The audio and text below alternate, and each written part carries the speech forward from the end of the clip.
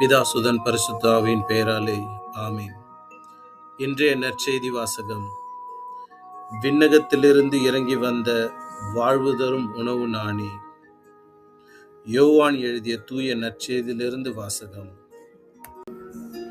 அக்காலத்தில் இயேசு யூதர்களை பார்த்து கூறியது, என்னை அனுப்பிய தந்தை ஈர்த்தாலொழிய எவரும் என்னிடம் வர இயலாது.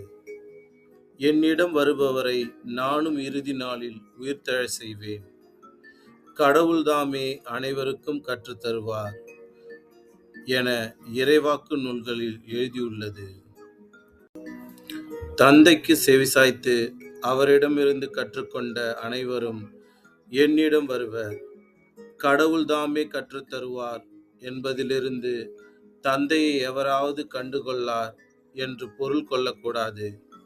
கடவுளிடமிருந்து வந்துள்ளவர் மட்டுமே கடவுளை கண்டுள்ளார்.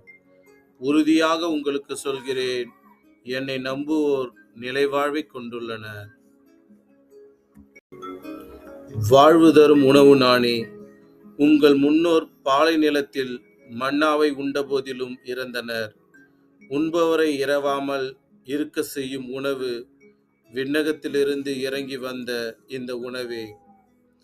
விண்ணகத்திலிருந்து இறங்கி வந்த வாழ்வு தரும் உணவு நானே. இந்த உணவை எவராது உண்டால் அவர் என்றுமே வாழ்வார். எனது சதையை உணவாக கொடுக்கிறேன். அதை உலகு வாழ்வதற்காகவே கொடுக்கிறேன். இது ஆண்டவரின் அருள்வாக்கு. கிறிஸ்துவே உமக்கு புகழ்.